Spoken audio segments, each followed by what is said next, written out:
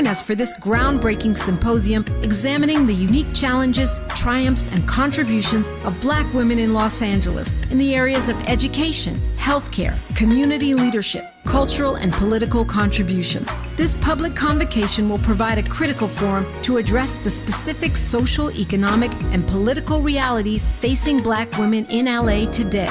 We'll go live with a radio broadcast and YouTube live stream, a public discussion, and a private dialogue with some of LA's most impactful women. It's an affirmation of Black women standing at the intersection of race and gender in times of adversity while demonstrating remarkable resilience and leadership.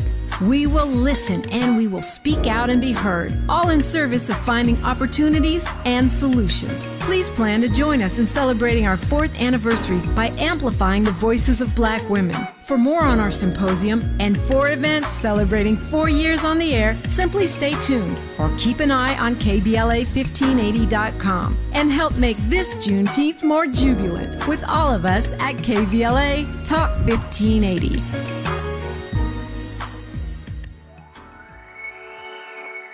Hey, so I'm calling your show, 'cause I need to know. Show me which way to go before I throw my man out the door.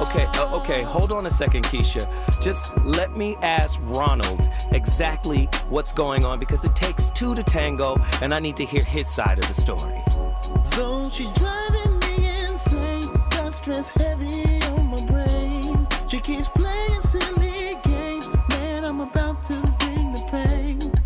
We seem to fuss and fight every day and every night. Please give some advice so we can see the light, see the light.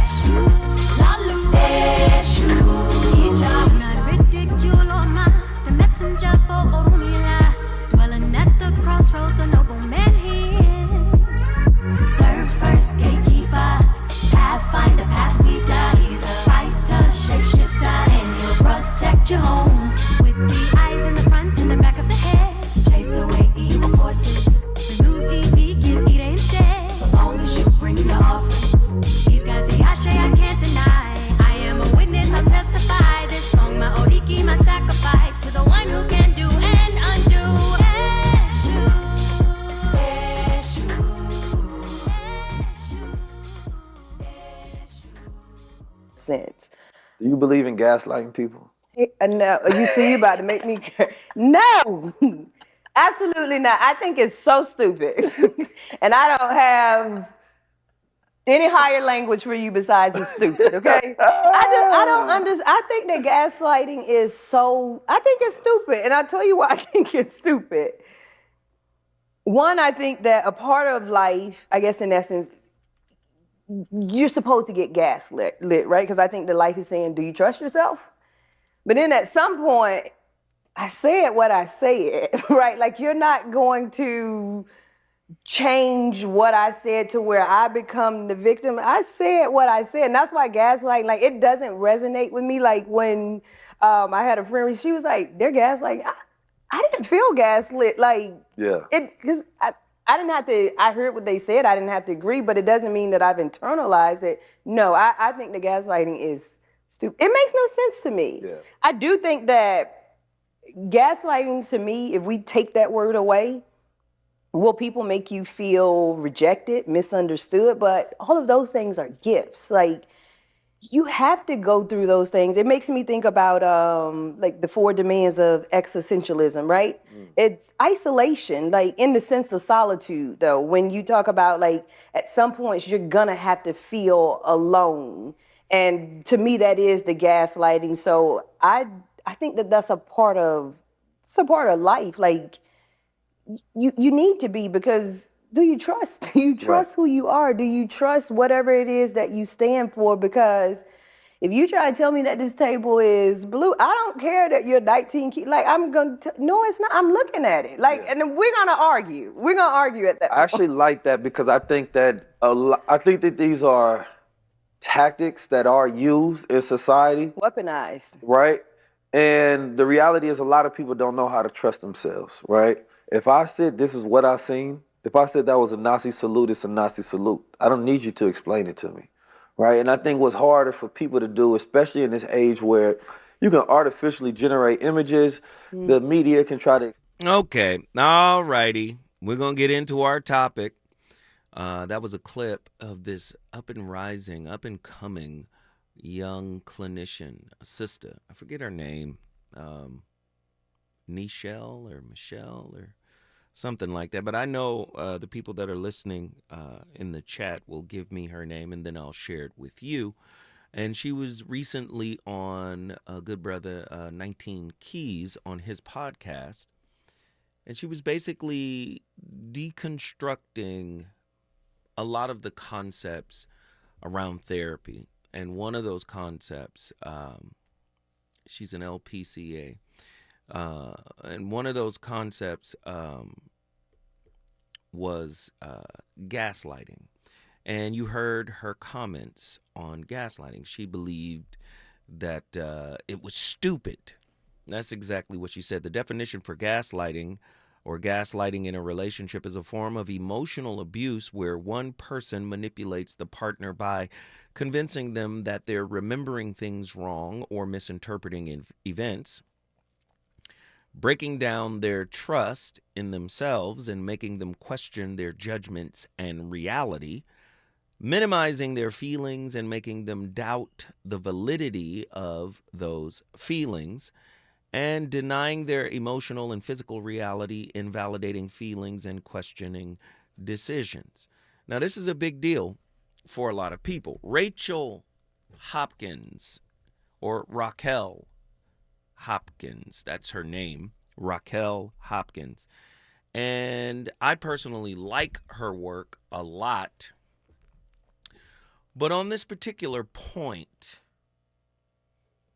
we have to be careful when handling people and their reality. I don't know if it's a good idea to invalidate someone's experience.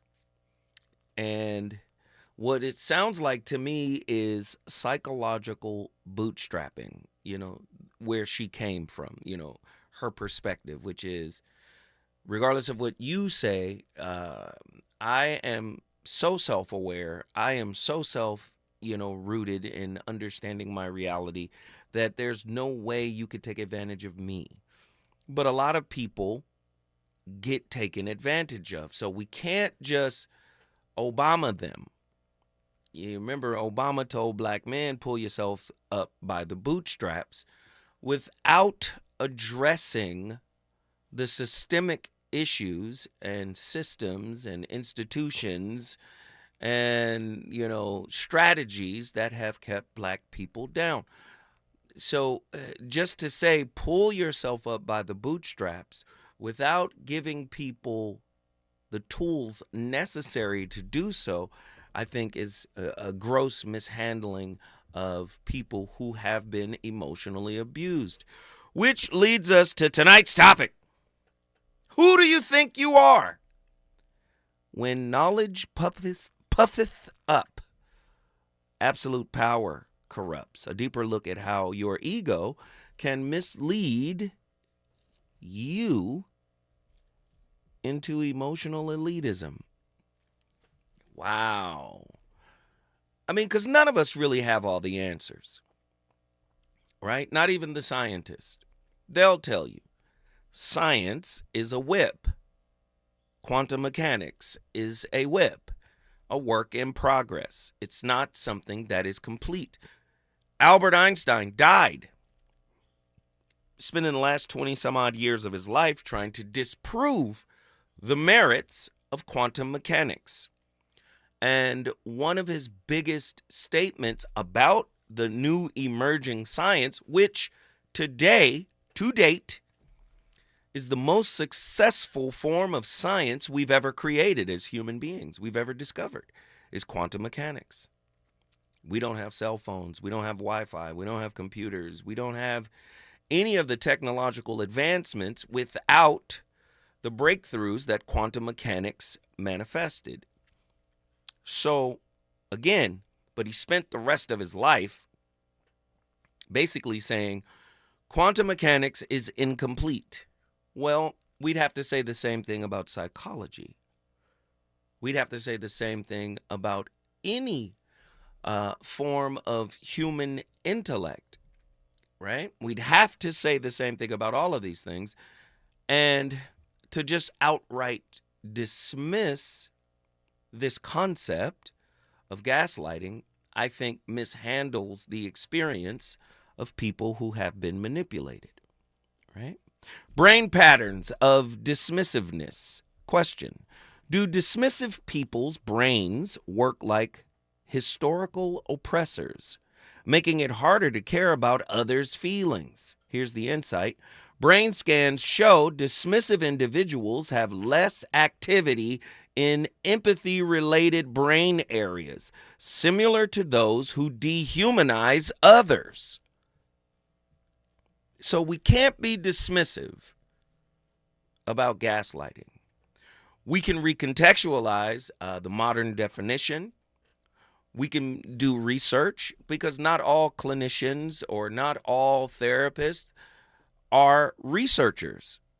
You know, some of them go into a different field. They want to practice their craft, but they're not all researchers. So maybe the direction is research, right? To better contextualize what we have come to know as gaslighting. Right? The warrior's gene in leaders. Question: are some CEOs genetically wired to be ruthless? I believe so, especially here in America. Insight: a gene linked to aggression, which is labeled as MAOAL, is more common in corporate leaders, possibly explaining win at all costs mentalities. Ruthless genes. I think we have that. And I think when we study, when we learn certain things, I do believe that we should also cultivate grace. Because even in what we're studying, it might not be the full story. It might be just the point that we've arrived at right now. Have you dealt with somebody that is arrogant, somebody that is dismissive, somebody that is condescending? Right? I'm just asking, can arrogance affect your child's DNA? Question: does being a jerk today harm your future children's ability to love? Insight: chronic arrogance may alter genes linked to bonding, passing emotional detachment to the next generation. This is real stuff here. Social media's tough love trap. Why does social media make suck it up advice go viral? You know, that stuff gets into the algorithm and takes off, right? And takes off, right? Here's the insight. Algorithms boost praising toughness, rewarding users for ignoring vulnerability, even if it worsens stress. Let me just ask these questions to you guys, because I really want to know, do you agree with Raquel's take on gaslighting, like it's not real? Do you think there is such a thing as psychological bootstrapping? I think everybody needs some kind of insight, right? Everybody needs some kind of guidance. I think what happens is when somebody comes along into our lives and imparts some type of wisdom, some type of understanding, some type of knowledge, what tends to happen is we put that person on a pedestal as if they did it for us. No, again, remember the term guru. Guru means pointer, pointing in a direction. So when a person comes into your life and points you in a direction, they are not responsible for what you see. You are responsible for what you see, and then you have to do the work. Is that psychological bootstrapping? I'm very interested to know. This is why there's this big movement with ChatGPT because of its findings in 2023. AI therapists, are they better than human beings? Could robots replace therapists because they're less judgmental? AI chatbots resolve conflicts more calmly than humans, exposing our flaws in handling emotions. Now, you've heard me mention this earlier because earlier this week, because we read this quote that talked about how there's zero amygdala activation in ChatGPT. The amygdala is responsible for our strong emotions. So you would think that a therapist would be calm. You would think that a therapist would be without judgment, at least the good ones, right? But is this conceit? Is this condescension? Right? Is this prevalent among clinicians? Very interesting question. If we challenged the preacher yesterday, we told y'all the preachers are works in progress as well. That means the therapists are too. Can a therapist be caught being judgmental, condescending? Did Raquel in her initial clip, did she sound like Bill Cosby in his famous pound cake speech? A lot of black people push back because in his speech where he talked about thugs and lack of education, a lot of black folks said, hey, hold on, Bill.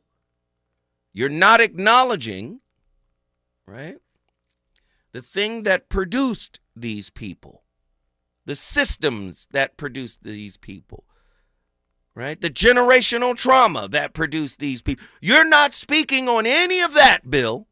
You're just going to condemn these people and say y'all should do better. Very interesting stuff. Are clinicians chronic bootstrappers in terms of what they teach their clients? I want to know what you think. I really want to know what you think. When I come forward, you already know the voice of reason will be taking calls. The number to dial is 1-800-920-1580. Reasons. The reasons that we're here, the reasons that we fear, our feelings won't disappear. You're listening to the voice of reason with Zoe Williams on KBLA Talk 1580. Before the fire, Altadena was a real-life Wakanda. A thriving black oasis just 15 miles from downtown Los Angeles. 80% black residents were homeowners, building intergenerational wealth against the odds. It was a hub of black-owned businesses, churches, and cultural institutions. It stood as a symbol of black resilience and economic independence. Then, in a matter of hours, it was gone. The fire tore through homes, swallowed businesses, and left behind a painful void. But was it just an unstoppable act of nature, or was negligence involved? Did officials ignore early warning signs? Were the response efforts delayed or insufficient? What role, if any, did corporate or government failures play? Survivors are demanding answers. Don't miss our KBLA Talk 1580 Town Hall. The Eden Altadena Fire, 100 days and counting. On Wednesday, April 16th, 4 to 6 p.m. at the Robinson Park Recreation Center, 1081 North Fair Oaks in Pasadena. Join Dominic DePrima, Nee Cordelai Corte, James Farr, Tavis Smiley, and a panel of survivors, community leaders, and experts as we commemorate Day 100 since the wildfires flared up. And we discuss where we go from here. It's KBLA's Eden Altadena Fire, 100 Days and Counting Town Hall, Wednesday, April 16th, 4 to 6 p.m. at the Robinson Park Recreation Center in Pasadena. Light refreshments to follow. Admission is free, but sign-up is required at our KBLA1580.com website. This is a community call to action brought to you by KBLA Talk 1580 and Quinn Emanuel Trial Lawyers. At KBLA Talk 1580, we've got your black. KBLA Talk 1580. We've got a lot to talk about.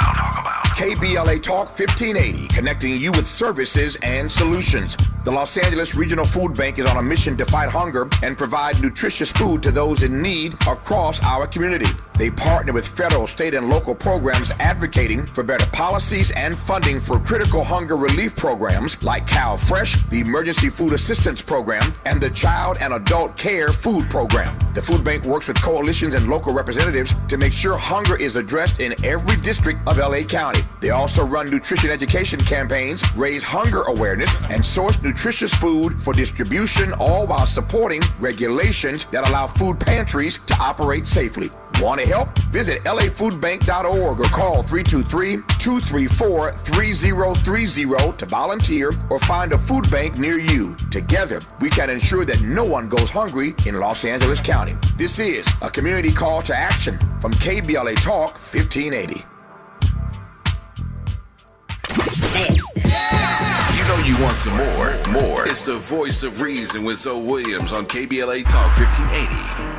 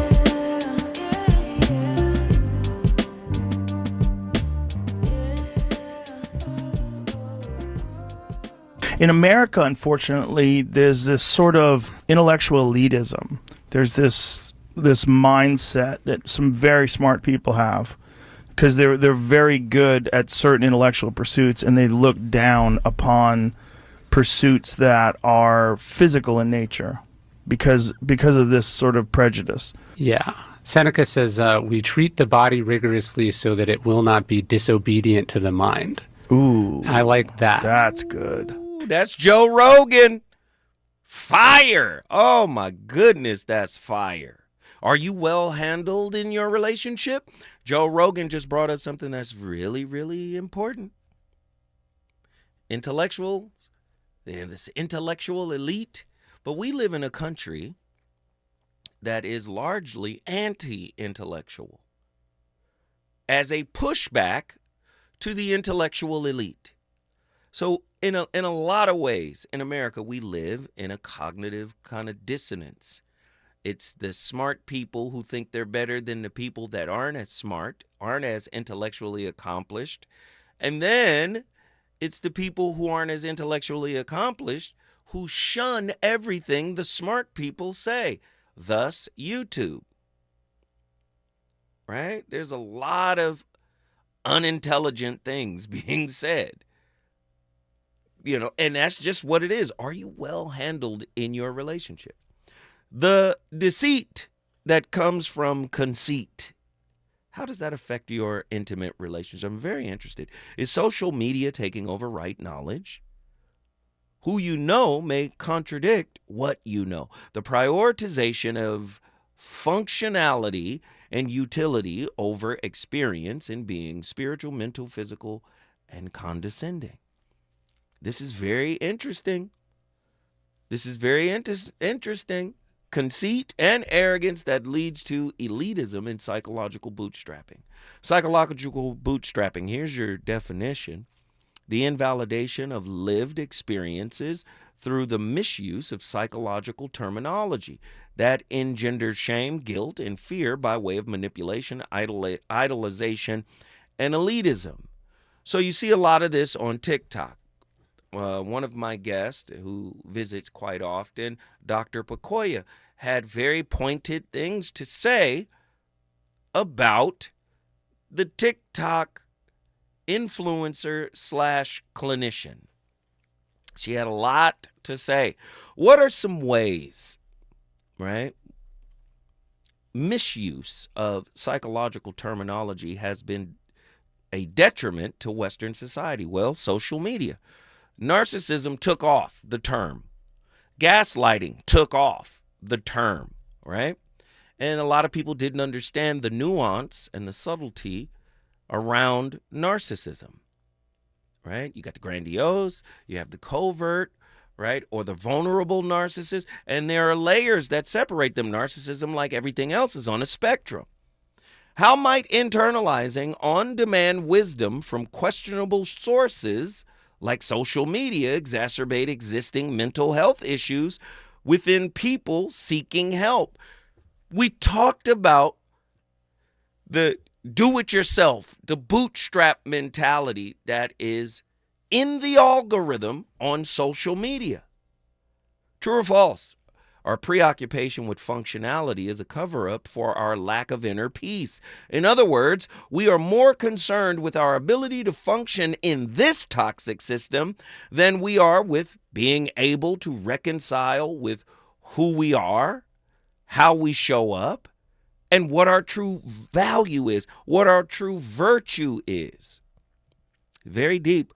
What are some indicators of core shame wounds that mask themselves as mental fortitude, i.e. mental toughness? It's not tough to ignore your internal work. It's not healthy, and it's damn sure not tough. It's actually an extension of masochism, right? How might the internalization of shame wounds result in a lack of empathy, compassion, and self-awareness for oneself and others? Are you being forced to psychologically bootstrap when you need support, when you need help, non-judgmental help, help that comes with grace? When I come forward, the voice of reason shall continue cooking this up. He's on fire tonight. It's the Voice of Reason with Zoe Williams, exclusively on KBLA Talk 1580. I'm Amber Payton with 4 Things You Should Know with BIN News. President Trump calls today Liberation Day as he launches global tariffs, claiming it'll boost U.S. jobs. But critics warn it could raise prices, hitting black communities already facing economic pressure. Black New York City Mayor Eric Adams' federal corruption case has been dismissed for good. A judge dropped the charges with prejudice, meaning they cannot be refiled. The Justice Department told prosecutors to drop the case.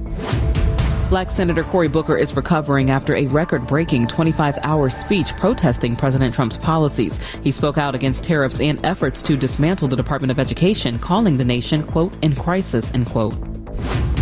And Reverend Al Sharpton kicked off the National Action Network's annual convention in New York City, saying it's more needed than ever as civil rights gains are at risk. The event brings together leaders to tackle issues impacting Black Americans. Get BIN News on demand 24/7 on the iHeartRadio app.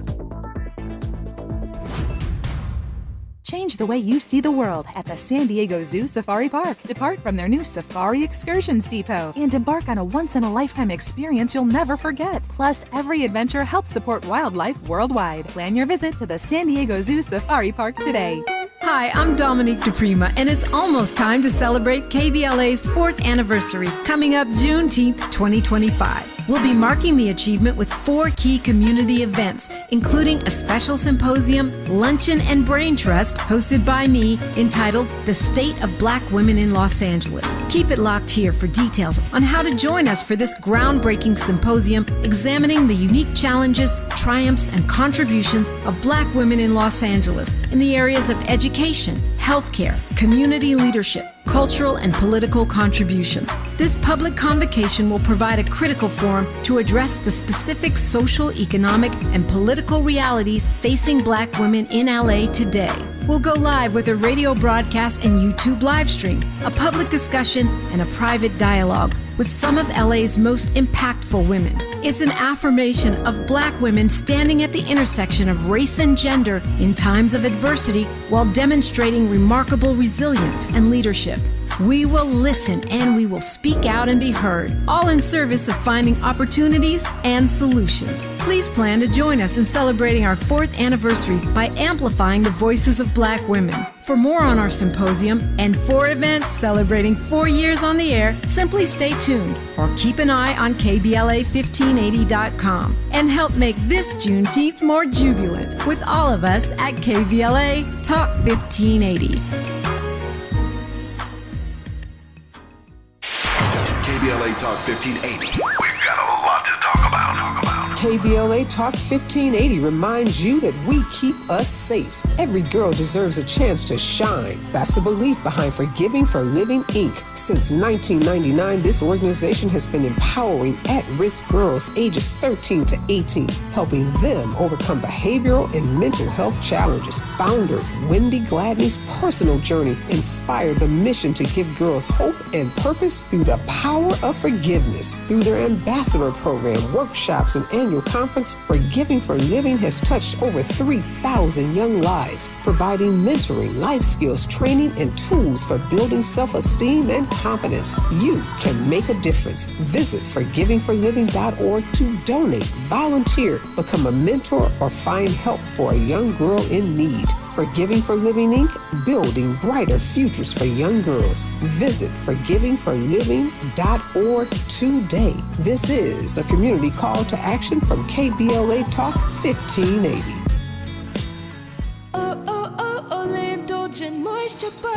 It's me, Olay Indulgent Moisture Body Wash. I see those dry elbows, baby. But don't worry, get moisturized right in the shower. So hydrated you can skip the lotion after. Don't wanna see it dry no more. Skin so moisturized with body wash. Look at you now, no more dry skin. Your skin gets the moisture it craves with Olay Indulgent Moisture Body Wash. KBLA Talk 1580. We've got a lot to talk about. KBLA Talk 1580, connecting you with services and solutions. The Autopsy Initiative provides a second autopsy free of charge for victims' families who have lost their loved ones due to a police-related death. The services offered through the initiative include the completion of a second autopsy, disclosure of preliminary findings, and a final autopsy report. A police-related death is when an individual is harmed by police officers using deadly force, which results in an individual's death. Police-related death includes in-custody deaths, including those that arise during contact with law enforcement officers during arrest, pursuit, booking, transport, or incarceration. The Autopsy Initiative has a team of board-certified pathologists on call. An autopsy request may be completed by anyone with a close relationship with the victim, which may include the victim's spouse, partner, relative, close friend, or lawyer. To request a free second autopsy for a victim of police violence, please visit knowyourrightscamp.com. That's knowyourrightscamp.com. Then click on Autopsy, then click on Request. At KBLA, we believe in justice for victims of police violence. We say their names, and we don't black down. This is a community call to action from KBLA Talk 1580.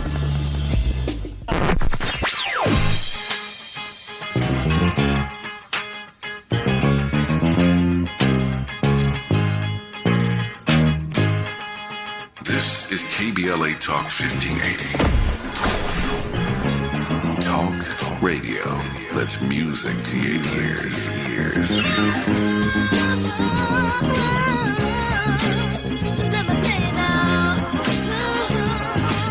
unapologetically progressive. KBLA Talk 1580. You're listening to the voice of reason with Zoe Williams. Only on KBLA Talk 1580.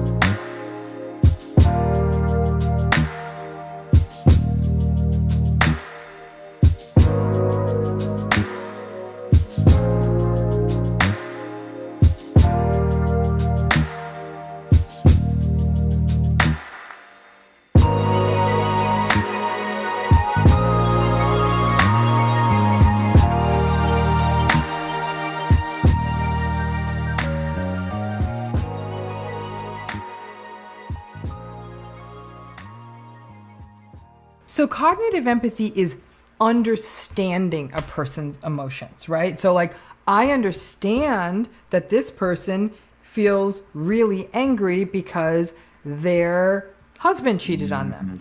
I understand that this person feels really resentful because somebody who wasn't as good as them got promoted, right? It's a getting it, right? Understand. You look at a movie, you don't know these people. So you understand why they did what they did. In a way, it's almost not only it's understanding feelings, maybe even understanding motivations, but it's a kind of a getting it. It's a very intellectual kind of approach to empathy. And the problem with cognitive empathy, to me, is for too many people, it sort of passes for empathy. Right? To me, it's intellectual, right? And I think people fall for, well, they said they get how I feel. I'm like, all right, now like, show me how that's got to be backed up with some emotion. And that's where we get into emotional empathy, which is really sort of entering a feeling space like, oh my God. So, man, Dr. Ramadi, man, she never misses. She's always swinging for the fences and she never misses. Is there such a thing as emotional capacity privilege?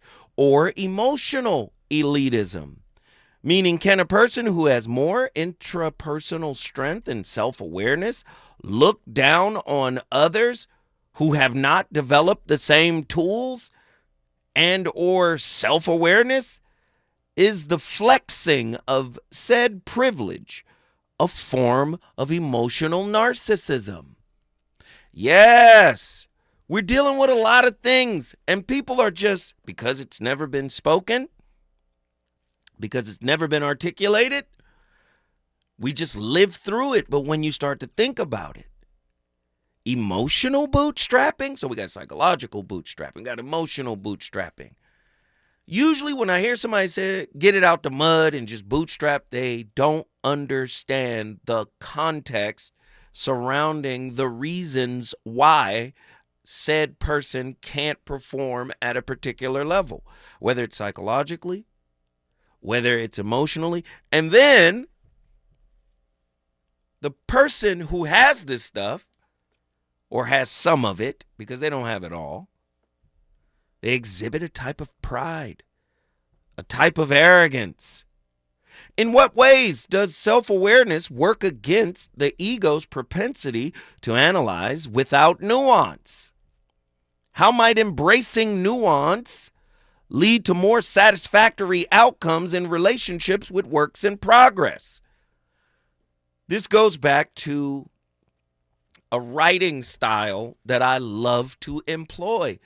I learned it from an author by the name of Robert Anton Wilson, who wrote books, many books, but one of my favorite books from him is called Quantum Psychology and Prometheus Rising. In the books Quantum Psychology and Prometheus Rising, he introduced me, and this is in the 90s, but he introduced me to a style of language that quantum physicists use. right? All of my questions are written in this style. It's called E prime, English prime. Why? Because scientists understood the deeper they look into reality, the less certain they are about what they're seeing. So they said we have to create a language that actually mirrors the most effective language we have on planet Earth, which is math, fourth dimensional mathematics. Math is the most advanced language we have on planet Earth. So we have to get a style or a form of English, right? Who do they go to? You hear me mention him all the time. Alfred Korzybski, famous linguist who created E prime, English without is or to be, right? So imagine you're a liar. That's not using English prime. That is making a declarative statement about somebody, as opposed to you may have lied in this moment or in a few other moments, but that doesn't make you a liar throughout. Do you see? Do you see? Oh, the grass is green. Well, from my perception, the grass is green because of the way my optical nerve is set up, because of the way, my brain translates the electrical impulses that my eyes take in as light, right? Because we know green is not a natural color. Green is the mixture of blue and yellow. You remember those old television sets? They had three primary colors: red, blue, and what other color? Do you guys remember? You guys remember? But do you understand? So we can say, yes, it's green. From my perception, it is green. Red, green, or red, blue, and yellow were the colors, the three primary colors. Right? So people don't understand. Scientists figured it out. Scientists said, hey, what we're seeing, we can't definitively say what it is. So Robert Anton Wilson took the concept and said, oh, let me apply it to relationships. Maybe I can stop saying what you are and telling you what you are and condemning you from my perspective, right?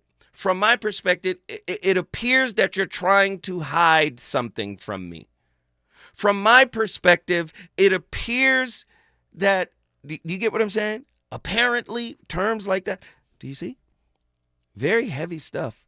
When individuals weaponize terms like boundaries or gaslighting, boundaries is another term, right? To invalidate others' lived experiences, does this mimic colonial frameworks of psychological extraction? Helm's racial identity theory?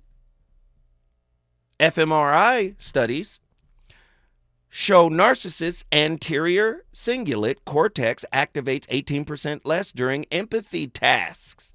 This is according to Dr. Ramani. Could mislabeling trauma responses as toxic reflect similar neural detachment in self-proclaimed healers?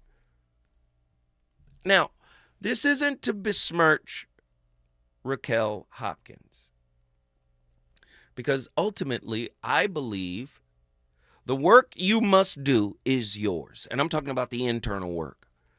The work you must do to heal yourself. Nobody can heal you. Nobody's coming to save you.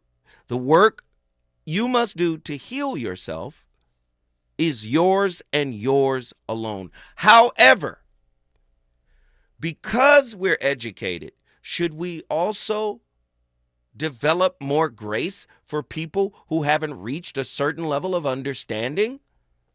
I believe we should. If we know more, we should be more empathetic as well, right? Isn't the Hippocratic Oath from doctors based on not hurting anybody? Right? You take an oath as a doctor, you cannot hurt anybody, right? That's the Hippocratic Oath. That's what it's predicated on. Should the same be true for psychologists? Right? To say, oh my goodness, that's stupid. Gaslighting is stupid. When people have a lived experience of being emotionally manipulated, so what? They're not as strong or as resilient as the next person. Should we show empathy to try to teach them this resilience, to try to show them, hey, maybe you need some internal work. Maybe you need to be able to lean in when it gets uncomfortable. We are suffering from a comfort crisis. As long as it feels good, we're good. No, I understand what she's saying, but could she have said it in a better way? 1-800-920-1580. Do you feel like sometimes these gurus, these TikTok clinicians, and, these folk out here, do you feel that they lack compassion because they've gained so much knowledge? Do you feel like they're condescending and dismissive of your experience? When I come forward, I'm going to the phone lines to discuss. Is it good to you? More Voice of Reason with Zoe Williams when we come forward. For all of us, this generation and the next, there is simply no place in our lives for litter. And yet, it's everywhere we look, and unfortunately, it does belong to all of us. So let's come together and create a litter-free, clean California once and for all. Remember to properly dispose of your trash and recycling. Secure truckloads with tarps to keep debris from flying out. Clean out your car when you're at the gas station. Take pride in your community by organizing a cleanup event or join a cleanup event near you. Zero litter is the goal. Join us at cleanca.com. That's cleanca.com. Let's do it together. Brought to you by Caltrans. cleanca.com.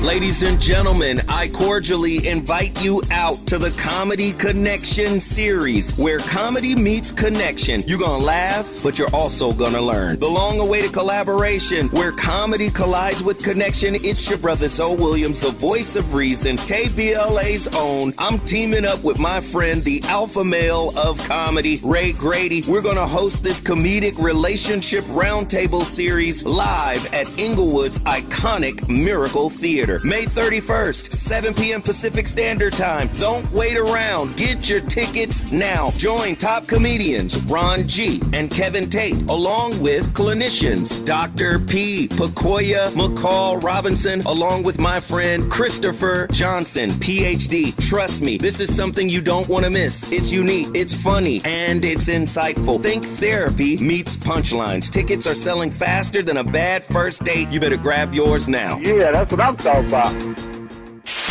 KBLA Talk 1580. We've got a lot to talk about.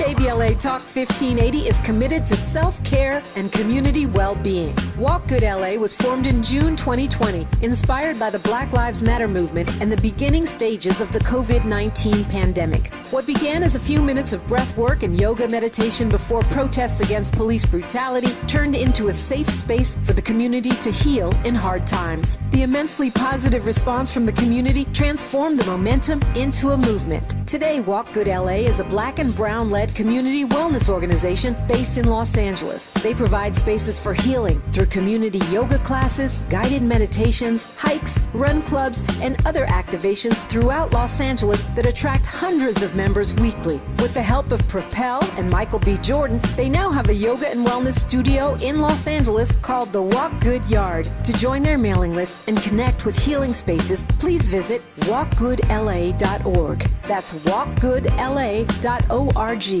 Or find them on Instagram at walkgoodla. This is a community call to action, a community call to healing from KBLA Talk 1580.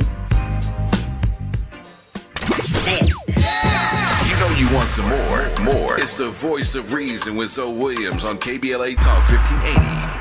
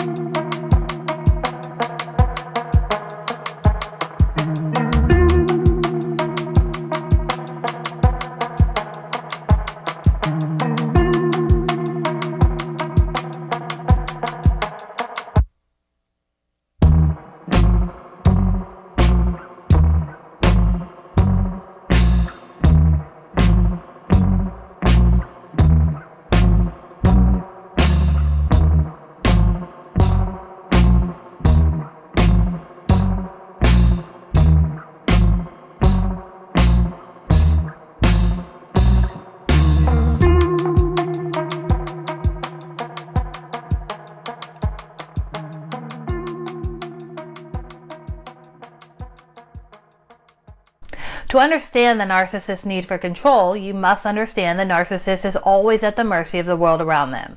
They want you to believe that they are competent and all-knowing, but this is a facade. At their core, they are unstable and insecure. They must present an image to the world that they are better than everyone else so that they can possibly believe this is true. But it isn't. They are always on the defensive because they must always be aware of a situation which may arise that leads to them experiencing shame and narcissistic injury due to being found out for the fraud that they are. So, a primary reason the narcissist must control you is because they need to prevent narcissistic injury.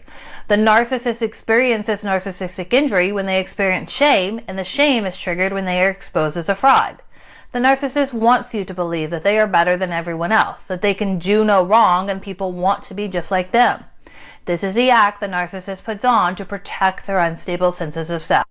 That's Dr. Emily Mayfield cooking. But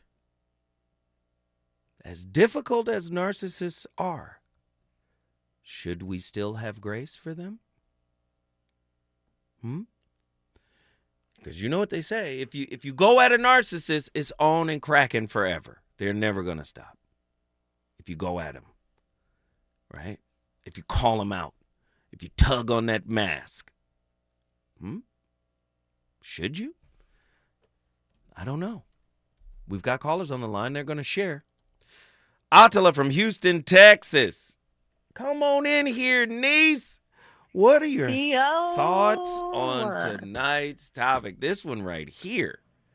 You calling out the world for being intellectual elites, condescending, talking crazy to the people that haven't done the inner work. Those intellectual elites should not be calling out anybody that hasn't done the work. That's what you're saying. They shouldn't make fun, they shouldn't marginalize, and they shouldn't be dismissive. Are you saying this? Okay, listen here, Gerardo Rivera. What you not going to do? Listen. What I am saying is that, considering that we're all works in progress, right, none of us really have any room to call out anybody, but we all do it. And I say this as someone who is, quote-unquote, intellectual or whatever, so I've been told. So I have a tendency to lack patience. In writing this topic, I kind of pulled from that because I'm like, all right. To be honest, I think some of what Raquel? I think some of what she was saying was valid in that entire interview. If you guys go check it out with 19 Keys. But in that particular snippet, I wanted to point that out or headline that because she goes on to say that her friend was actually pointing out that she had been gaslit. She was like, that person's gaslighting. And she's like, I didn't feel gaslit. And I'm like, bingo. You didn't feel it. That's the point. That's what gaslighting is. You're not supposed to feel it. So I think it's manipulation, right? Right. Exactly. You're not supposed to feel anything if it's effective, right? So I think sometimes, our high-mindedness, it makes us too big for our own britches, right? And I think healing is so powerful because healing makes you have to yield, essentially. Like you have to be humble to heal at some point. This is why a lot of people have to go to the dark night of the soul to heal. Perhaps had you already had the humility, it might not have been that harsh of a hit. But I think the reason why we have to go through that is because we don't have the humility. We don't want to yield. We really don't. So that's why I say we don't really have a right to judge one another. And I say this as a judgmental person. So you felt she was being judgmental? In some ways, yes. Those remarks, to say gaslighting is stupid, but then later on say that you didn't realize that someone was gaslighting you, yes. So let's just peel gaslighting back a little bit. Gaslighting, and please understand this. First and foremost, relationship is a self-awareness aquarium, right? This is a self-awareness aquarium. You get into a relationship to discover aspects of yourself. That is one of the spiritual purposes for it. You get this reflective stuff that's coming back. Your wounds are bonding. Everything is connecting. Dr. Deshauna Johnson says even our central nervous systems are locking in with each other, bonding with each other. So with that being said, you can also argue that relationship is a space where I'm supposed to discover new aspects of myself. If you are self-unaware, gaslighting has a higher propensity for working on you, correct? For sure. But like I said, I mean, she proved that in her statement. She literally went on to prove it by what she said. That's my point. That's what I'm saying.